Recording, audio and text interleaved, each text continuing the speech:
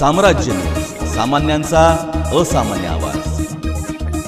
मार्क्सवादी कम्युनिस्ट पक्षाचे राज्यसभेतील सदस्य माजी नगरसेविका नलिनी कलबुर्गी यांची नात तसेच युवा महासंघाचे जिल्हाध्यक्ष विक्रम कलबुर्गी यांची कन्या शुक्रवार दिनांक 17 जानेवारी रोजी संध्याकाळी 4च्या सुमारास विक्रम कलबुर्गी यांची पत्नी रेणुका आणि मुलगा अभिषेक आणि साक्षी यांना शिकवणीला सोडवण्यासाठी जाताना तालुका पोलीस स्टेशन समोर एक डंपर MH13 EF 9388 भरधाव वेगाने येऊन त्यांच्या स्कूटीला धडकला आणि गंभीर अपघात झाला। त्यात साक्षी गंभीर जखमी झाली। तात्काळ तिला महिला रुग्णालय येथे दाखल करण्यात आले। त्यानंतर अश्विनी रुग्णालय येथे नेण्यात आले, परंतु उपचारापूर्वीच साक्षीचे निधन झाल्याचे डॉक्टरांनी सांगितले।